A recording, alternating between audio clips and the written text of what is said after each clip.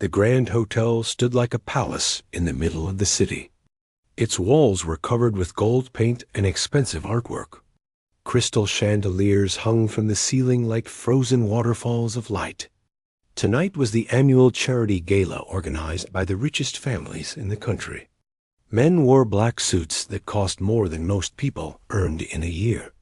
Women walked around in designer dresses, their necks and wrists sparkling with diamonds and pearls. Maria stood in the corner of the massive kitchen, wearing a simple black uniform and a white apron. She was part of the cleaning staff, hired just for this one night to help manage the event. Her job was to clean the dishes, wipe the tables, and stay invisible. That was the most important rule they had told her during training. Stay invisible. Do not speak unless spoken to. Do not look at the guests directly. Do not exist in their world. She was 32 years old, but life had made her look older. Her hands were rough from years of hard work. Her hair, pulled back in a tight bun, had a few streaks of gray that she could not afford to hide. She had been working since she was 14 years old, ever since her father died and left her mother with 5 children and no money. Maria was the oldest. She had to become an adult before she even understood what childhood meant. Tonight, she needed this job more than anything. Her younger brother was sick. He needed an operation that cost more money than she could ever dream of having. She had been working 3 jobs for the past 6 months, saving every single coin. But it was still not enough. It would never be enough. Sometimes she felt like she was trying to fill the ocean with a small cup. The kitchen was hot and chaotic. Chefs shouted orders at each other. Waiters rushed in and out, carrying trays of food that looked like art. Maria had never seen food like this before. Tiny portions arranged beautifully on huge white plates. She wondered how these rich people stayed full, eating such small amounts. But she did not have time to think about such things. Her supervisor, a tall woman with cold eyes, watched everyone like a hawk. Maria scrubbed the pots and pans until her arms ached. She carried heavy trays of dirty dishes from the main hall to the kitchen. She mopped spills and wiped counters. Through it all, she caught glimpses of the party happening just beyond the kitchen doors. The laughter, the music, the clinking of champagne glasses. It was a different world, separated from her reality by just a thin wall. During one of her trips to collect dishes, she had to walk through a corner of the main hall. That was when she saw it. The piano. It sat on a small stage at the far end of the room. It was the most beautiful instrument she had ever seen. A grand piano, black and shining, its surface reflecting the light from the chandeliers above. Maria stopped walking. For just a moment, she forgot where she was and who she was supposed to be. She stared at the piano like a person dying of thirst staring at water. Her heart squeezed painfully in her chest. Memories flooded her mind. Memories she had buried deep inside for almost 20 years. Her father had been a piano teacher. Not a rich man, not a famous musician, just a simple teacher who gave lessons to children in their small village. But he had a gift.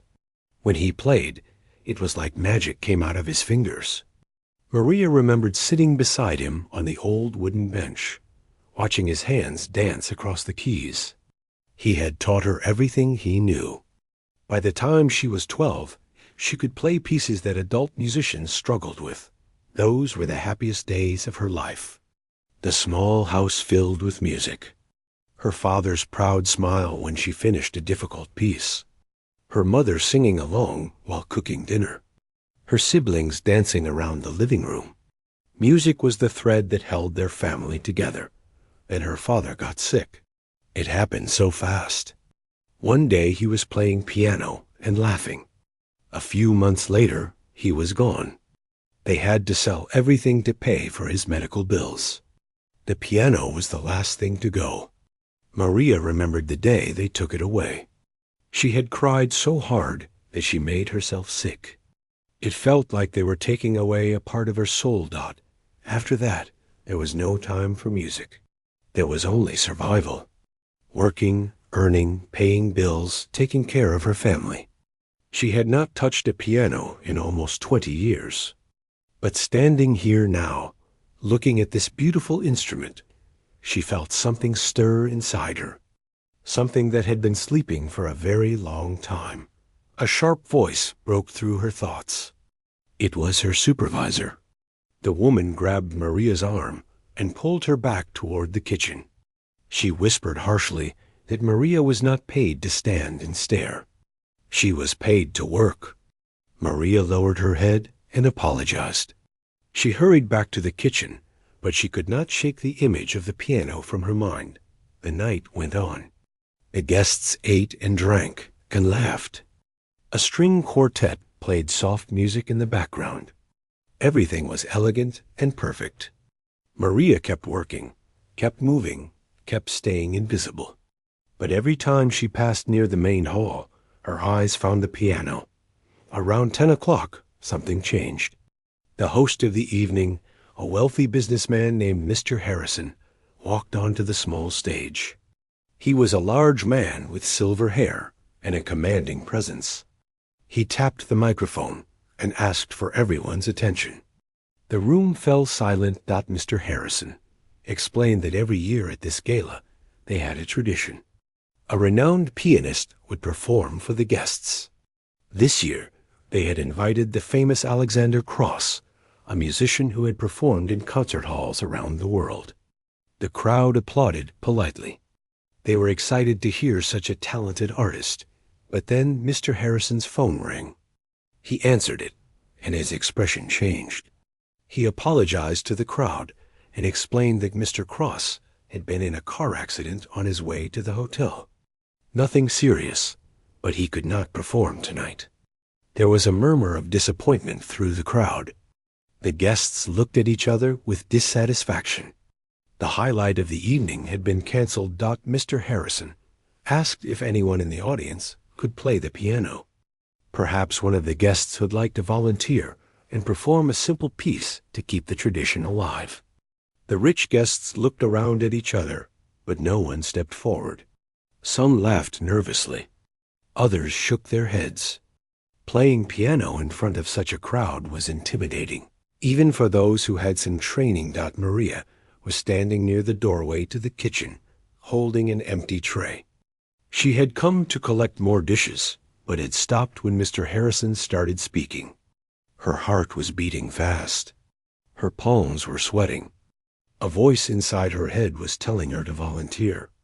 Another voice was telling her she was crazy. She was a cleaning lady. She did not belong on that stage.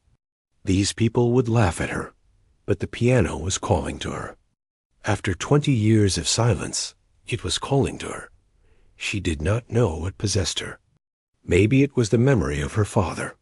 Maybe it was the frustration of years of hard work and poverty. Maybe it was just the desperate need to feel something beautiful again. Whatever it was, before she could stop herself, she raised her hand. The whole room turned to look at her. A cleaning lady with an apron and rough hands, standing in the doorway, her arm raised like a child asking a question in class. Some people laughed. Others looked confused. Mr. Harrison stared at her with surprise. And in that moment, Maria realized there was no going back. The applause continued for what felt like forever. Maria remained seated at the piano, unable to move. Her body was shaking, not from fear, but from the overwhelming emotion of what had just happened. She had opened a door that had been locked for 20 years, and now she did not know how to close it again. All the feelings she had buried came rushing to the surface. Like a river breaking through a dam. Mr. Harrison walked onto the stage and stood beside her. He placed a gentle hand on her shoulder and asked if she was all right. Maria looked up at him and nodded, though her cheeks were wet with tears. He helped her stand up and turned to face the crowd. He announced that they had just witnessed something extraordinary. A true artist had emerged from the most unexpected place. He asked the audience to give Maria one more round of applause. The guests obliged eagerly. Many of them were still wiping their eyes. The atmosphere in the room had completely changed. The coldness and judgment that had filled the air earlier was gone. In its place was warmth and something that resembled respect. Maria was led off the stage by Mr. Harrison. He guided her to a quiet corner of the room, away from the crowd. He asked her to sit down and called for someone to bring her a glass of water. Maria accepted it with trembling hands. She took a small sip and felt the cool liquid calm her nerves. Slightly docked Mr. Harrison sat down across from her. He told her that he had been attending these galas for 30 years, and he had never seen anything like what she just did. He asked her who she was. Where did she learn to play like that? Maria took a deep breath and began to tell her story. She spoke about her father, the village piano teacher. She spoke about the happy days of her childhood when music filled their home. She spoke about her father's death and how everything fell apart afterward. As she talked, Mr. Harrison listened carefully. His face showed genuine interest and compassion. This was not the expression of a man who saw Maria as a servant. This was the expression of a man who saw her as a fellow human being with a remarkable story. While they talked, something interesting was happening around the room. The guests who had been so dismissive of Maria earlier were now talking about her in hushed, respectful tones. People were asking each other if anyone knew who she was. Where had she come from? How could someone working as a cleaner have such incredible talent? The woman in the red dress approached Maria's corner. Her name was Eleanor van der Berg, and she was one of the wealthiest socialites in the city. Her husband owned shipping companies and real estate across 3 continents. She was known for being cold and difficult to impress. Yet here she was, her eyes still red from crying, standing in front of a cleaning lady. Eleanor apologized for the way she and the others had laughed earlier. She said that she was ashamed of herself. Maria's playing had reminded her of her own mother, who had passed away 10 years ago. Her mother used to play that same piece, Clair de Lune, on their family piano when Eleanor was a child. She had not heard it played like that since her mother's death. Tonight, for a few minutes, she felt like she was with her mother again. Maria did not know what to say. She thanked Eleanor quietly. The 2 women looked at each other, and despite the enormous gap in their social status, they understood each other in that moment. Music had created a bridge between 2 completely different worlds. More guests began to approach. A banker named Robert Chun told Maria that he had been planning to leave early because he was bored with the event. But when she started playing, he could not move. The music had transported him back to his childhood in Taiwan, where his grandmother used to sing him lullabies. He had not thought about her in years. He had been so busy building his career that he had forgotten the people who loved him most. An older gentleman with white hair and a distinguished appearance introduced himself as Judge William Thornton. He sat down heavily in a nearby chair and looked at Maria with tired eyes. He told her that he had spent 40 years in courtrooms, listening to arguments and handing down judgments.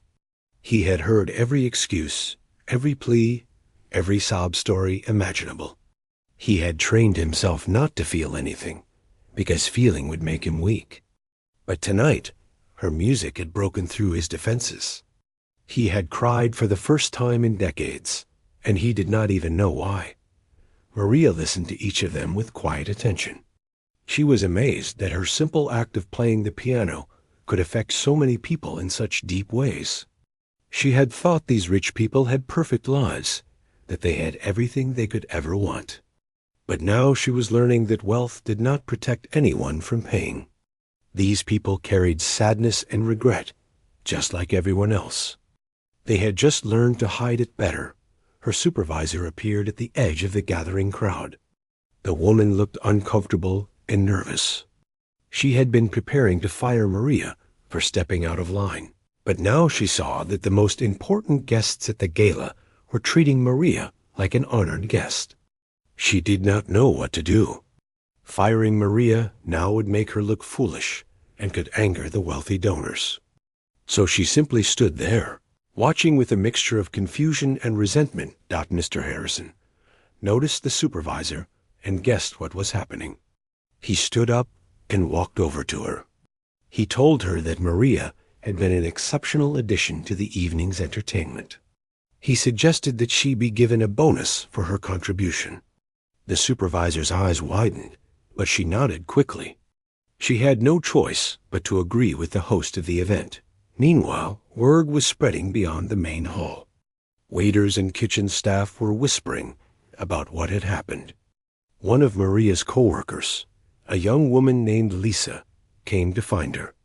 Lisa hugged Maria tightly and told her she was incredible. She had watched the performance from the kitchen doorway, and she had cried along with everyone else. Maria hugged Lisa back and thanked her. It felt good to have someone from her own world share in this moment. She was still processing everything that was happening. Just an hour ago, she had been scrubbing pots and wiping tables. Now she was surrounded by some of the richest people in the country, all wanting to talk to her, all wanting to know her story. A television reporter who had been covering the charity event for the local news approached Maria. She asked if Maria would be willing to do a brief interview. Her camera crew had recorded parts of the performance, and they wanted to share it with a wider audience. Maria hesitated. She had never been on television before. She did not like attention or the spotlight, but Mr. Harrison encouraged her to do it. He said that her story could inspire many people who were struggling with their own difficulties. Maria agreed reluctantly. The reporter sat up in a quiet corner and began asking questions. Maria spoke simply and honestly. She talked about her father and his love for music. She talked about the hard years after his death. She talked about working multiple jobs to support her family. She talked about her sick brother who needed surgery. When she mentioned her brother, the reporter's ears perked up. She asked Maria to explain more about his condition. Maria hesitated. She did not want to seem like she was asking for charity. She had worked hard all her life and had never begged anyone for anything. But the reporter insisted, saying that viewers would want to know the full story. So Maria explained. Her younger brother, Miguel, was suffering from a heart condition that required a complicated surgery. The hospital had given them a quote that seemed impossible to reach. Maria had been working 3 jobs for 6 months and had saved only a fraction of what was needed.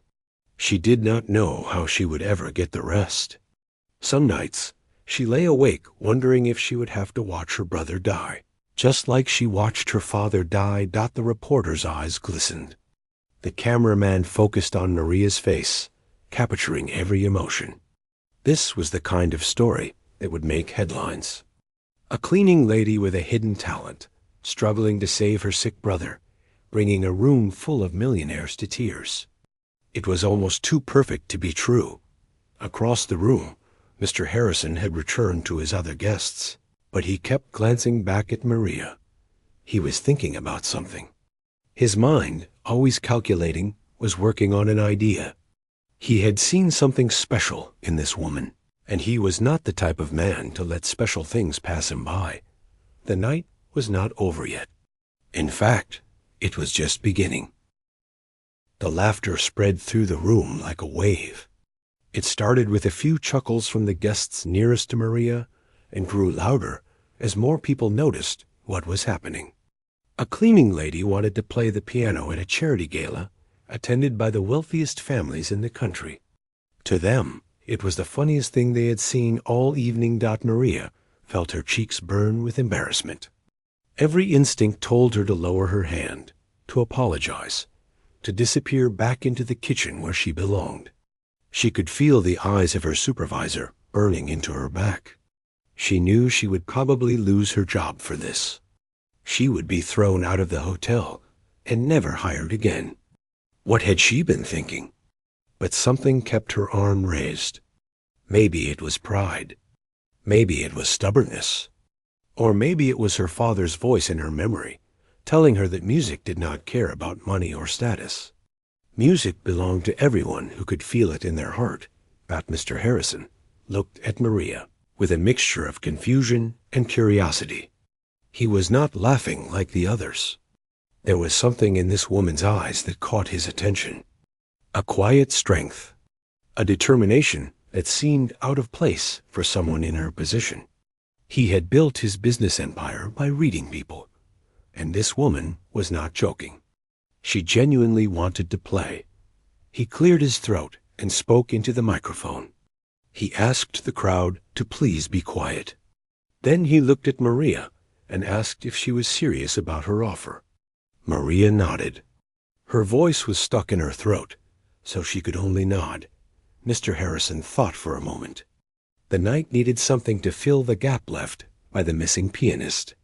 What harm could it do to let this woman try? If she was terrible, they would simply thank her and move on. It might even add some entertainment to the evening. He gestured for Maria to come forward. The crowd parted as she walked toward the stage.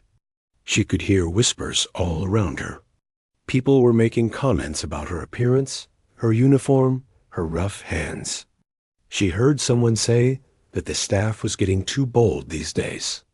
Another person joked that they hoped the piano would not be damaged by someone who clearly had no training. Maria kept her head down and walked. Each step felt like a mile. The distance between the doorway and the stage seemed to stretch forever. She could feel her legs shaking. She could feel sweat forming on her forehead. But she did not stop. She could not stop now. When she reached the stage, Mr. Harrison offered her his hand to help her up the small steps. It was a small gesture, but it surprised Maria. She had expected him to be cold and dismissive like the others. Instead, his eyes were kind. He leaned close and whispered that she should not pay attention to the crowd. She should just play whatever she felt comfortable with. Maria nodded and walked toward the piano. Up close, it was even more magnificent than she had imagined. She ran her fingers along the smooth black surface. It was cool to the touch. The keys were perfect, each one white and black, waiting to be pressed. She sat down on the bench and adjusted her position. Her heart was pounding so hard that she could hear it in her ears. The room had grown quiet now. The laughter had stopped. People were watching her with expressions ranging from amusement to boredom to skepticism. Some had already taken out their phones, ready to record what they expected to be a disaster. This video would be shared on social media, they thought. A cleaning lady embarrassing herself at a fancy party. It would get millions of views. Maria looked at the keys. For a moment, her mind went completely blank. She could not remember a single piece of music. 20 years of not playing had erased everything from her memory. Panic started to rise in her chest. She had made a terrible mistake. She should not have volunteered. She was going to humiliate herself in front of all these people. Then she closed her eyes and took a deep breath. She thought of her father. She remembered sitting beside him on their old wooden bench at home. She remembered his warm smile and his patient voice. She remembered how he used to tell her that playing piano was not about the notes on the page. It was about the emotions in your heart. The music was already inside her. She just had to let it out. She placed her fingers on the keys. They felt strange and familiar at the same time. Her hands remembered, even if her mind had forgotten. She pressed the first note, and it rang out clear and pure in the silent room. Then she pressed another and another. Slowly, a melody began to form. She was playing Clair de Lune by Debussy. It was her father's favorite piece. He used to play it every evening before bed. The melody was gentle and sad and beautiful all at once. It flowed from Maria's fingers like water flowing down a gentle stream. She did not have to think about it. Her hands moved on their own, guided by memories buried deep in her muscles and bones. The room was completely silent now. The whispers had stopped. The smirks had disappeared. People were staring at Maria with wide eyes and open mouths. This was not what they had expected. This cleaning lady with the rough hands and the simple uniform was playing with a skill that matched any professional pianist they had ever heard. Maria did not notice their stares. She was lost in the music. Her eyes were closed, and she was somewhere else entirely. She was back in her childhood home, sitting beside her father. She could smell the dinner her mother was cooking in the kitchen. She could hear her siblings laughing in the other room. The piano filled the small house with warmth and joy. She was happy. She was whole. The melody grew more complex. Maria's fingers danced across the keys with increasing speed and confidence. She was not just playing the notes anymore. She was telling a story of love and loss, a story of dreams that were never fulfilled, a story of a little girl who had to grow up too fast and forget the one thing that made her feel alive. Some people in the crowd began to shift uncomfortably. The music was touching something inside them that they did not want touched. These were people who had built walls around their hearts. They had achieved success and wealth, but many of them had sacrificed other things along the way. Relationships, happiness, purpose. The music was reminding them of everything they had lost or given up. A woman in a red dress started to cry. She quickly wiped her eyes and looked around to make sure no one had noticed. But she was not the only one. All around the room, people were being affected by the music. Some looked away, pretending to study the artwork on the walls. Others stared at Maria with expressions of wonder and confusion. Mr. Harrison stood at the edge of the stage, watching Maria play. His business mind had been expecting a brief, awkward performance, followed by polite applause. Instead, he was witnessing something extraordinary. This woman was not just playing piano. She was pouring her soul into every note. He had heard famous musicians perform in the finest concert halls in the world, and none of them had moved him like this. Maria reached the climax of the piece. The melody swelled and filled the entire room. It bounced off the walls and the ceiling and the crystal chandeliers. It wrapped around every person like a warm blanket. For a moment, there was no difference between rich and poor, between guests and staff. Everyone in that room was united by the music. Then the melody began to slow. It became softer, gentler, fading like the last light of sunset. Maria played the final notes with tender care, each one hanging in the air before disappearing. When she lifted her fingers from the keys, there was absolute silence. Maria opened her eyes. She looked at the crowd and saw something she had not expected. She saw tears, real tears on the faces of people who probably had not cried in years. She saw powerful businessmen wiping their eyes with expensive handkerchiefs. She saw elegant women with mascara running down their cheeks. For a long moment, no one moved. No one spoke. The room was frozen in time. Then, slowly, one person began to clap. It was Mr. Harrison. His applause was loud and genuine, breaking through the silence like a thunderclap. Another person joined him. Then another. Within seconds, the entire room erupted in applause. People rose to their feet, giving Maria a standing ovation. Maria sat on the piano bench, overwhelmed and confused. She did not understand what was happening. She had expected to be laughed at, to be mocked, to be thrown out. Instead, these wealthy strangers were applauding her like she was a celebrity, but she did not feel like a celebrity. She felt like a woman who had finally found something she lost long ago. She felt tears rolling down her own cheeks. Not tears of sadness, but tears of release. 20 years of silence had ended tonight. The interview ended, and Maria returned to her seat in the corner. She felt exhausted in a way she had never felt before. It was not physical tiredness, though her body was certainly tired from the long night of work. This was emotional exhaustion. She had revealed parts of herself that she usually kept hidden. She had spoken about her father, her brother, her struggles. She felt exposed and vulnerable. The gala continued around her, but Maria was no longer part of the working staff. The supervisor had quietly arranged for another worker to take over Maria's duties for the rest of the night.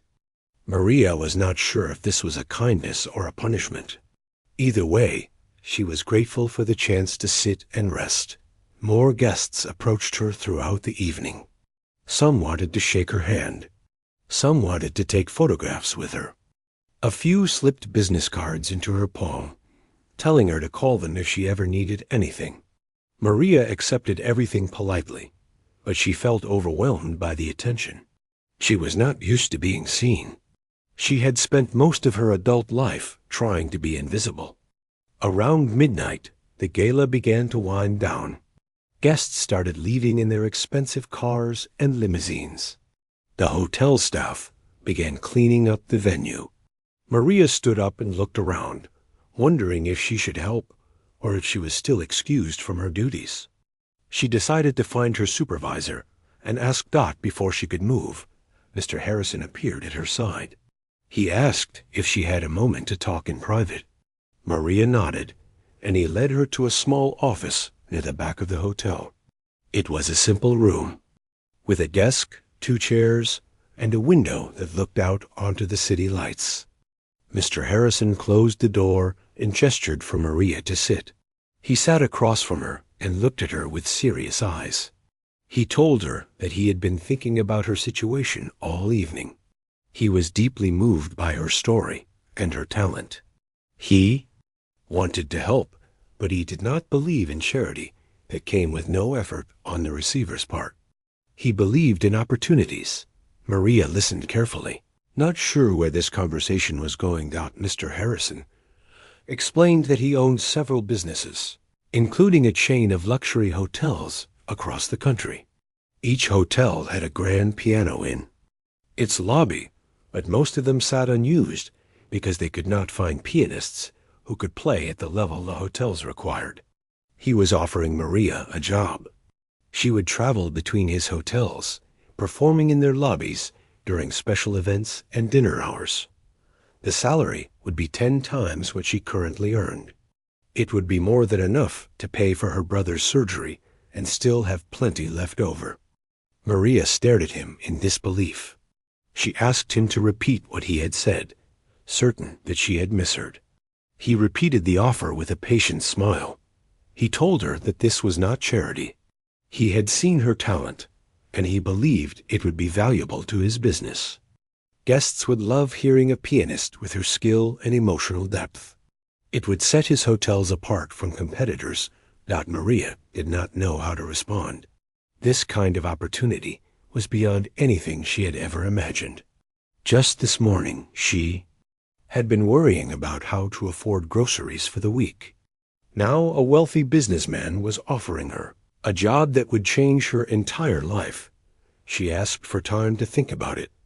Mr. Harrison agreed and gave her his business card. He told her to call him within the week with her decision.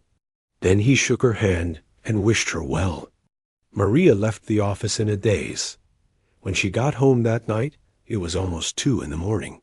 She lived in a small apartment in a poor neighborhood on the edge of the city. The building was old and run down, with cracked walls and a broken elevator that had not worked in years.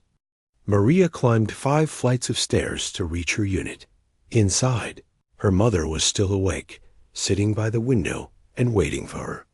Her mother was an old woman now, worn down by years of hard work and worry. But her eyes still held the same warmth and love that Maria remembered from childhood. She asked Maria how the night had gone. Maria sat down beside her mother and told her everything. She told her about the piano, about the performance, about the crowd's reaction, about Mr. Harrison's offer. Her mother listened in silence, her eyes growing wider with each detail. When Maria finished, Her mother began to cry. These were not tears of sadness. These were tears of joy and relief. For years, Maria's mother had watched her oldest daughter sacrifice everything for the family. She had watched Maria give up her dreams, her youth, her happiness. She had felt guilty about it every single day. And now, finally, something good was happening. It felt like a miracle. Maria held her mother's hands and promised that everything would be okay now. They would get Miguel his surgery. They would move to a better apartment. They would have a real life, not just survival. Her mother nodded and squeezed her hands tightly. The next morning, Maria woke up to find her phone buzzing with notifications. The interview from the night before had been broadcast on the morning news. The television station had also posted a clip of her piano performance on social media. It had gone viral overnight. Hundreds of thousands of people had watched it. Thousands had commented, expressing their amazement and admiration. Maria scrolled through the comments with trembling fingers. She saw messages from people all over the world. Some were touched by her story. Some were impressed by her talent. Some shared their own stories of struggle and hope. A few people had even asked how they could donate money to help her brother. Within hours, a crowdfunding page had been set up by viewers who wanted to help. Maria had not asked for this. She had not even known such pages existed. But strangers from around the world were contributing money to pay for Miguel's surgery. By noon, the fund had already reached half of the goal. By evening, it had exceeded the goal entirely. Maria watched the numbers climb with a mixture of gratitude and disbelief. She did not understand why so many strangers would care about her or her brother. She did not know how to process this outpouring of kindness. She had spent so many years believing that the world was harsh and unfair. Now she was seeing another side of it. The news station called and asked for a follow-up interview. Other stations called too. Newspapers wanted to tell her story. A famous talk show host reached out and invited her to appear on his program. Maria's simple life had suddenly become very complicated. Miguel learned about everything from the television. He was in the hospital, recovering from a recent health scare, when a nurse showed him the video of Maria's performance. He watched his sister play the piano with tears running down his face. He had been too young to remember their father properly, but he had heard stories about his music. Now he understood what Maria had lost when their father died. And he understood what she had just found again. He called Maria on the phone and thanked her. He told her that she had always been his hero, ever since they were children. She had given up everything to take care of the family, and now she deserved to have something beautiful for herself. Maria cried on the phone, unable to speak. The siblings did not need words to understand each other. That week was a whirlwind of activity. Maria accepted Mr. Harrison's job offer after discussing it with her family. She did interviews and talk show appearances.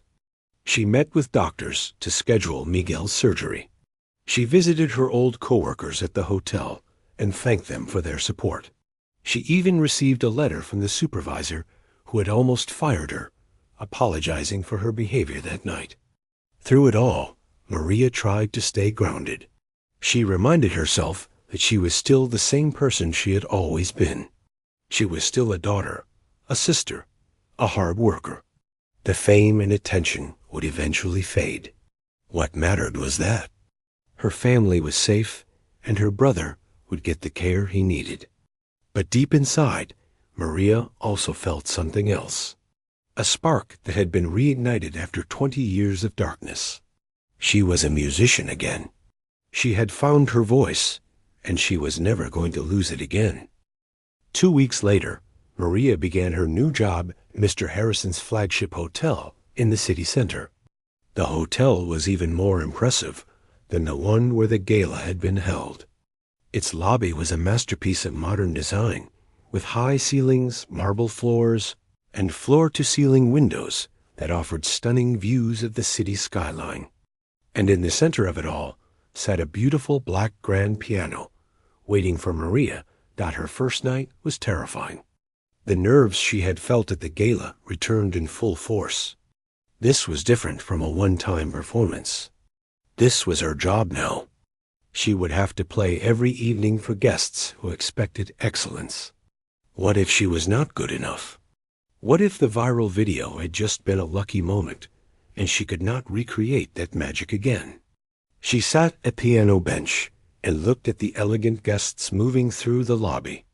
Business travelers with their laptops and phones. Wealthy couples dressed for dinner at the hotel restaurant. Tourists taking photographs of the beautiful interior. None of them were paying attention to her yet. She was just background decoration. Maria took a deep breath and placed her fingers on the keys. She thought of her father again. She remembered his words that music was about feeling, not perfection. She began to play, letting the melody flow naturally. Within minutes, she had forgotten about her fears. She was lost in the music, just as she had been at the gala. Something magical happened. The guests who had been busy with their own activities began to slow down. Some stopped walking entirely. Others turned to look at the piano, trying to identify the source of the beautiful sound. Conversations grew quieter. People started to gather around the piano, drawn by the music like moths to a flame. When Maria finished her first piece, there was a moment of silence, followed by enthusiastic applause. A businessman approached her and asked what piece she had just played. A woman told her that she had made her vacation already worthwhile. A little boy ran up and asked she could teach him to play. Maria smiled at all of them, feeling a warmth spread through her chest. This became her new routine. Every evening, she would come to the hotel and play for 3 hours. Sometimes she played classical pieces like Chopin and Beethoven. Sometimes she played contemporary songs that she had learned from listening to the radio. Sometimes she played melodies that she made up on the spot, improvising based on her mood. The guests loved all of it. Mr. Harrison visited the hotel one evening to check on Maria's progress. He stood at the back of the lobby, watching her perform with a satisfied smile. His instinct had been correct. Maria was exactly what his hotels needed. The feedback from guests had been overwhelmingly positive. Some people were even booking rooms specifically because they had heard about the talented pianist in the lobby. After her set, Mr. Harrison approached Maria and congratulated her. He told her that she had exceeded his expectations. He also told her that her first paycheck would be deposited into her account the next day. It would be enough to cover several months of her old salary. Maria thanked him sincerely. She still could not quite believe that this was her life now. While Maria's career was taking off, Miguel's surgery date was approaching. The crowdfunding campaign had raised more than enough money for the procedure. The extra funds would go toward his recovery and rehabilitation. Maria had chosen the best hospital in the region, with doctors who specialized in cases like Miguel's. The surgery was scheduled for a Tuesday morning. Maria took the day off from work and went to the hospital with her mother and her other siblings. The family gathered in the waiting room, holding hands and saying prayers. Maria had not been religious since her father's death, but in this moment she found herself praying too. Please let my brother be okay. Please give him a chance at a full life. The hours crawled by painfully. The waiting room had uncomfortable chairs and a television mounted on the wall that played news programs on mute. Maria tried to read a magazine, but she could not focus on the words. Her mother knitted nervously, the same way she had done when their father was sick. Her younger siblings sat in silence, lost in their own worries. After 6 hours, the surgeon finally emerged. He was an older man with kind eyes and a calm demeanor. He removed his surgical mask and approached the family with a gentle smile. He told them that the surgery had been a success. Miguel's heart had responded well to the procedure. He would need to stay in the hospital for several weeks and then undergo months of rehabilitation, but he was expected to make a full recovery. Maria collapsed into a chair, overwhelmed with relief. Her mother fell to her knees and thanked God loudly. Her siblings hugged each other and cried. The surgeon waited patiently for the family to compose themselves before explaining the next steps in Miguel's care. When Maria was finally allowed to visit Miguel in his recovery room, she found him lying in bed, pale and weak but smiling. He held out his hand, and she took it in hers. He told her that he had heard her in his dreams during the surgery. He had heard her playing the piano, the same beautiful melody from the viral video. It had kept him calm and brave. Maria squeezed his hand and told him that she would play for him every day until he was strong enough to dance. Miguel laughed weakly and said he would hold her to that promised dot in the weeks that followed. Maria balanced her work at the hotel with visits to Miguel in the hospital. Her days were long and tiring, but she did not mind. For the first time in many years, she felt like she was living rather than just surviving. She had purpose. She had hope. She had music. The viral video continued to spread across the internet. Maria's story was featured in international news articles. A documentary filmmaker reached out and asked if she would be interested in telling her story on camera. A music producer offered her a contract to record an album. A famous orchestra invited her to perform as a guest soloist at their upcoming concert. Maria was overwhelmed by these opportunities. She did not know how to navigate this new world of fame and attention. She had never wanted to be famous. She had only wanted to play the piano and help her family. Now she was being pulled in 100 different directions by people who wanted a piece of her talent. Mr. Harrison became her unofficial advisor. He had experience dealing with the business side of fame and helped Maria sort through the various offers. He told her to take her time and choose carefully. Not every opportunity was worth pursuing. Some people would try to exploit her story for their own gain. She needed to protect herself and stay true to her values. One offer stood out from the rest.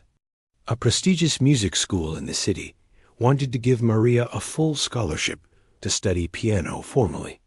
The school's director had seen her video and was impressed by her natural talent. He believed that with proper training, Maria could become one of the great pianists of her generation. The scholarship would cover all tuition costs and provide a living stipend. Maria was tempted by the offer. She had never had the chance to study music properly.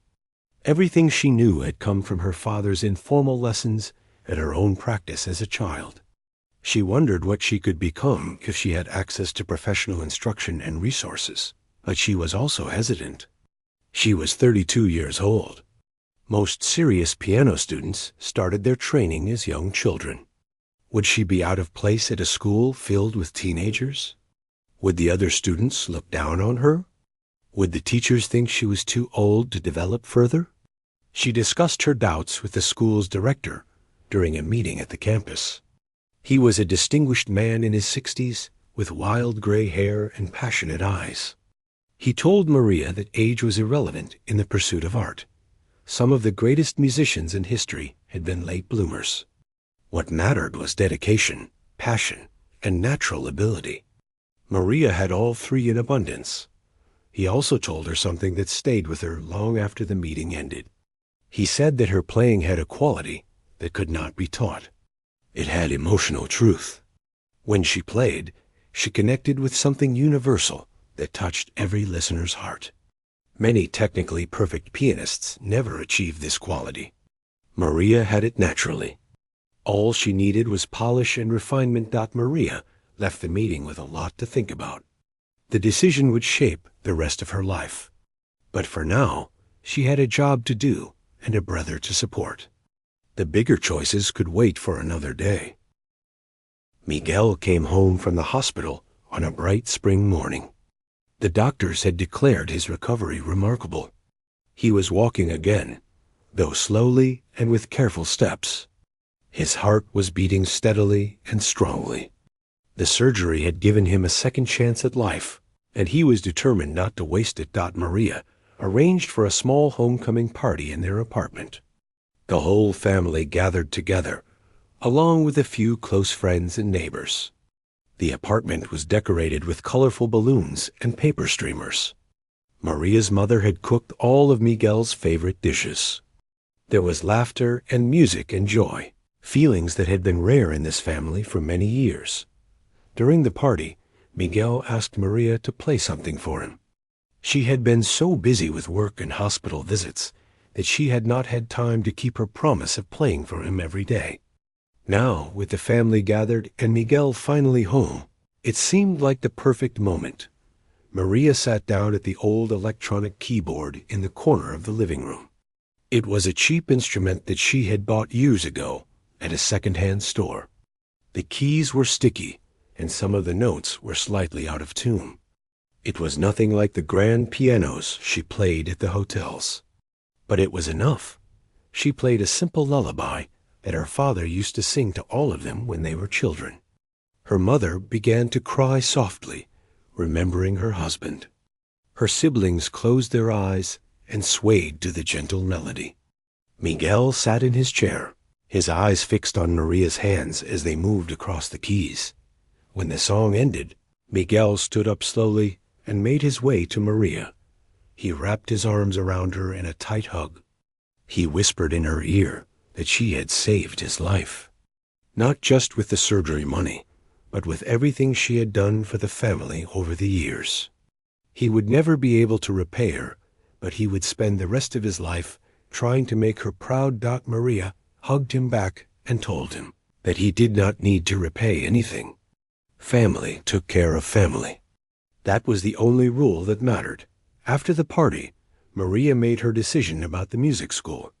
She accepted the scholarship.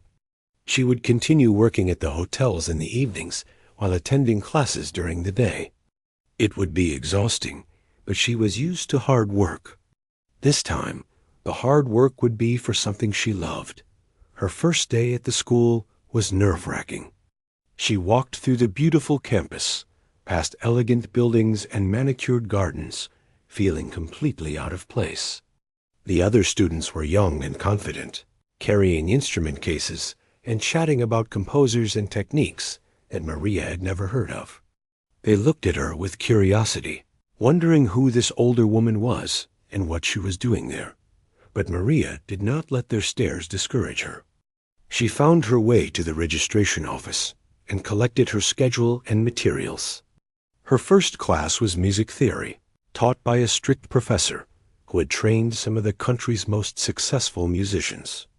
Maria took a seat in the back of the classroom and opened her notebook, ready to learn. The professor walked in and noticed Maria immediately. He paused for a moment, recognizing her from the viral video, and then continued to the front of the room. He announced that they had a special student joining them this semester. He asked Maria to stand up and introduce herself. Maria stood up nervously. She told the class her name and a brief version of her story. When she finished, there was a moment of silence, followed by applause from the students. Whatever reservations they might have had about an older classmate disappeared in that moment. They had all seen the video. They knew what she was capable of. The weeks turned into months. Maria threw herself into her studies with fierce determination. She practiced for hours every day, working on techniques and pieces that pushed her abilities to their limits. Her professors were impressed by her progress. She absorbed information like a sponge, making up for 20 years of missed education in a matter of months. She also formed unexpected friendships with some of her younger classmates. At first, they had been intimidated by her age and experience. But as they got to know her, they discovered that Maria was warm, humble, and always willing to help others. She became something of a mother figure to some of the students who were far from home and struggling with the pressures of music school. One student in particular became close to Maria. Her name was Sophia, a 19-year-old prodigy from a small town who had arrived at the school full of talent but short on confidence. Sophia reminded Maria of herself at that age. full of dreams but unsure of her place in the world. Maria took Sophia under her wing, offering guidance and encouragement whenever Sophia doubted herself. Meanwhile, Maria's performances at the hotels continued to draw crowds. Mr. Harrison expanded her role, sending her to different hotels across the country for special events and grand openings. She played in ballrooms and rooftop lounges, in intimate bars and vast convention centers. Each performance was different, but each one had the same emotional impact on the audience. Word of her talent spread beyond the hotel circuit. She received invitations to play at charity events, corporate functions, and private parties. Some of the same wealthy people who had laughed at her on the night of the gala now paid large sums to have her perform at their homes. Maria found this ironic, but she did not hold grudges. She played for everyone with the same dedication and heart. The documentary filmmaker who had contacted her earlier finally got his interview. He spent several weeks following Maria around, filming her at work, at school, and at home with her family. The resulting film was a touching portrait of resilience and redemption. It premiered at a film festival and received standing ovations from the audience. Critics praised it as one of the most inspiring documentaries of the year. The film brought even more attention to Maria's story. She was invited to speak at conferences and universities about overcoming adversity. She appeared on more talk shows and gave more interviews. Through it all, she tried to stay humble and focused on what really mattered. She did not want to become a celebrity. She wanted to be a musician. Her professor at the music school had been right. Maria's playing had a quality that could not be taught. It came from her life experiences, from the pain she had suffered and the joy she had found. When she sat at the piano, she was not just playing notes. She was sharing her story, and her story resonated with people from all walks of life. 1 year after the night at the gala, Maria received an invitation that took her breath away. The National Symphony Orchestra wanted her to perform as a soloist at their annual spring concert. It was one of the most prestigious events in the country's musical calendar. Only the most accomplished pianists in the world were invited to perform. Maria could hardly believe it. She had never imagined that she would play with a professional orchestra. She had never even attended a symphony concert before. The idea of standing on that famous stage, with dozens of world-class musicians behind her, was almost too much to comprehend. She called Mr. Harrison to share the news. He congratulated her warmly and told her that he had always known this day would come.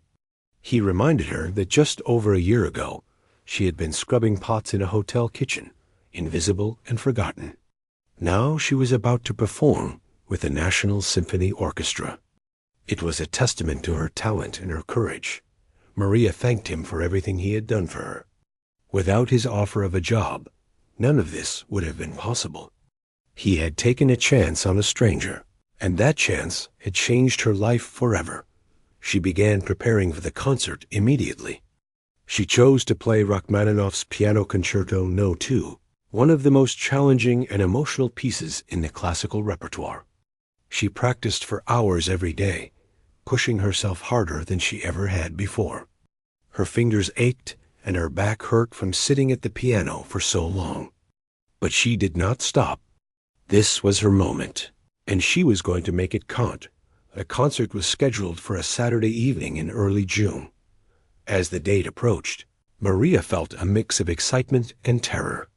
She had performed hundreds of times over the past year, but this was different.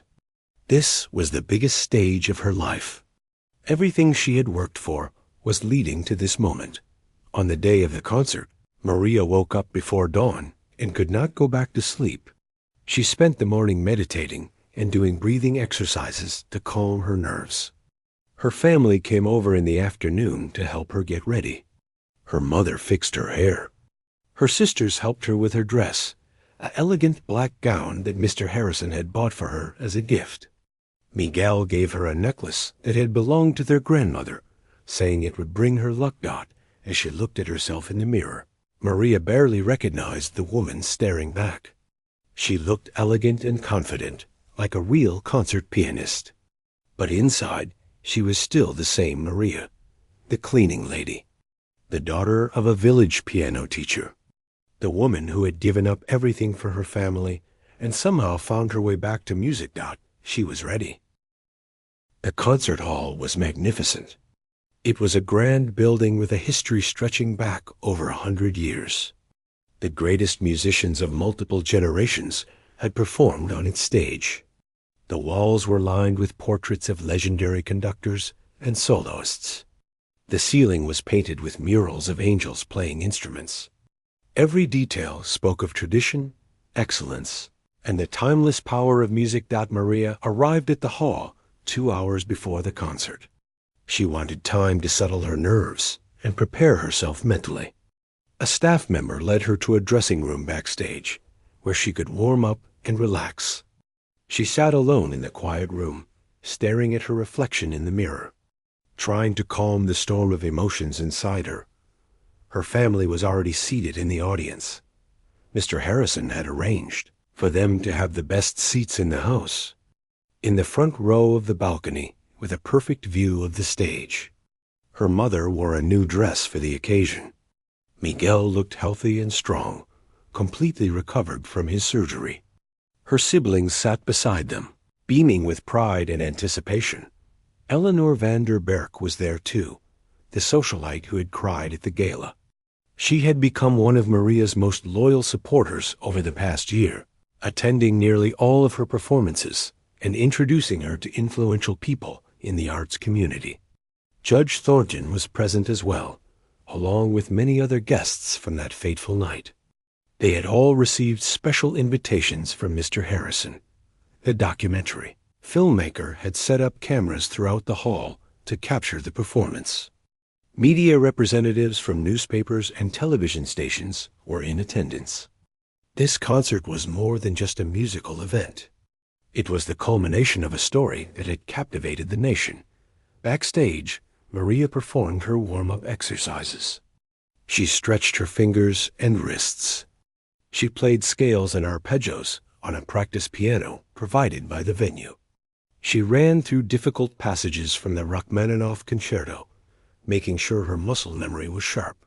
But no matter how much she practiced, she could not shake the nervousness that had settled in her stomach. A knock on the door interrupted her thoughts. The conductor of the National Symphony Orchestra entered the room. He was a tall man with silver hair and commanding presence. He had led orchestras around the world and was considered one of the finest conductors of his generation. He approached Maria with a warm smile and shook her hand. He told her that he had watched the video of her performance at the gala many times. He had been moved by her talent and her story. He was honored to conduct for her tonight, and was confident that she would deliver a performance the audience would never forget. His words helped calm Maria's nerves slightly. If a conductor of his caliber believed in her, maybe she could believe in herself. At 7:30, the concert hall began to fill with audience members.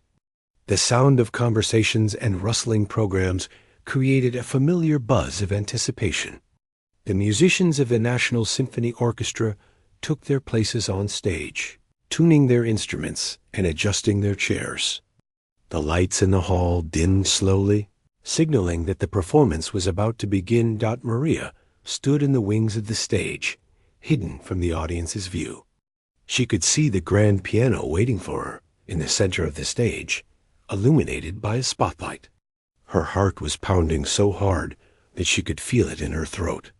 Her hands were trembling slightly. She closed her eyes and took several deep breaths. She thought of her father. She imagined him standing beside her, his warm hand on her shoulder. She heard his voice in her mind, telling her that he was proud of her, telling her that music was about feeling, not perfection, telling her that she had nothing to fear because she was carrying his legacy forward. A tear rolled down her cheek, and she quickly wiped it away. The conductor walked onto the stage to enthusiastic applause. He bowed to the audience and then turned to face the orchestra. He raised his baton, and the musicians prepared to play. After a moment of complete silence, he announced Maria's name and invited her to the stage. Maria walked out from the wings into the bright lights. The audience erupted in applause the moment they saw her. Many of them rose to their feet, giving her a standing ovation before she had even played a single note. She was overwhelmed by the response. She bowed graciously and made her way to the piano. She sat down on the bench and adjusted her position. She looked at the keys, so familiar and yet so intimidating on this grand stage. She looked up at the conductor, who was watching her with calm encouragement. She took one final breath and nodded to indicate that she was ready. The orchestra began to play the opening passage of the Rachmaninoff Concerto. The music was dark and dramatic, building in intensity like an approaching storm. Maria waited for her entrance, counting the measures in her head. When her moment came, she placed her fingers on the keys and began to play. From the first note, Maria was transformed. The nervousness vanished. The fear disappeared. She was no longer a 33-year-old woman with a complicated past. She was pure music. She was the embodiment of everything Rachmaninoff had felt when he composed this piece. All the longing and passion and triumph over despair. Her fingers flew across the keys with astonishing speed and precision. The melody soared and dipped, sometimes thundering with power and sometimes whispering with delicate tenderness. She and the orchestra moved together as one, each complementing and enhancing the other. The conductor guided them with subtle gestures, his face showing his own emotion. As the music unfolded in the audience, people sat transfixed. Many had heard this concerto performed by famous pianists before, but there was something different about Maria's interpretation. There was raw honesty in every note. She was not just playing the music. She was living it. Every hardship she had endured, every sacrifice she had made, every moment of joy and sorrow was woven into her performance. Her mother sat in the balcony with tears streaming down her face. She saw her husband in Maria's playing. She heard echoes of his voice in the melodies. After all these years, his music was alive again through their daughter. The pain of losing him had never fully healed, but tonight she felt a sense of peace that she had not experienced in decades. Miguel watched, his sister with awe and gratitude. He understood now why Maria had worked so hard all her life. She had been carrying their family on her shoulders, while also carrying this incredible gift inside her, waiting for the moment when it could finally be released. He made a silent promise to himself that he would make something meaningful of the second chance she had given him. The concerto built toward its climax. Maria played with increasing intensity, her whole body moving with the music. Sweat appeared on her forehead. Her fingers struck the keys with force and precision that seemed almost superhuman. The orchestra swelled behind her, filling the concert hall with a wall of sound that seemed to shake the very walls. Then came the final passage. The music resolved into a triumphant major key, celebrating victory over darkness and despair. Maria played the closing chords with everything she had left, pouring her entire soul into the final notes. When she lifted her hands from the keys, there was a moment of profound silence. Then the audience exploded. The applause was deafening. Everyone in the hall rose to their feet. Shouts of approval and appreciation filled the air. Maria stood up from the piano and bowed, tears running freely down her cheeks. She looked up at the balcony and found her family. She saw her mother's face, her brother's smile, and felt a wave of love wash over her. The conductor approached her and took her hand. He raised it in the air as a gesture of triumph. The orchestra members applauded along with the audience. Flowers were thrown onto the stage.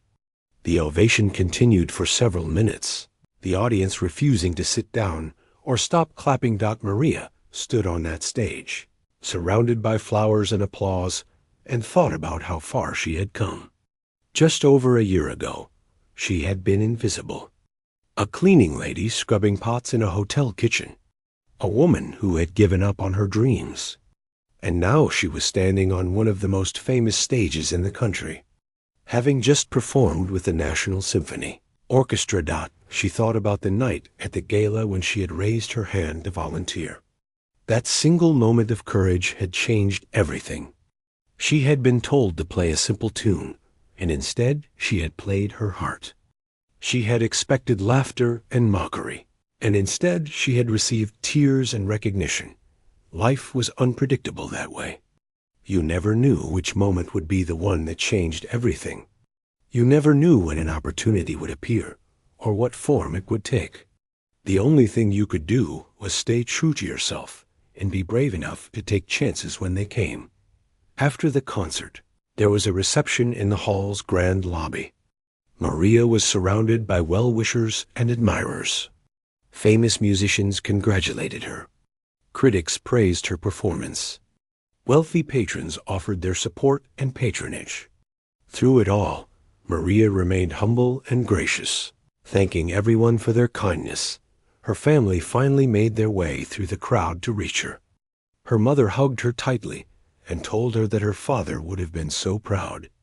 Maria hugged her back and said that she had felt him with her on the stage. She believed that he had been watching from somewhere, smiling at what she had become. Mr. Harrison found her later in the evening. He shook her hand and told her that this was just the beginning.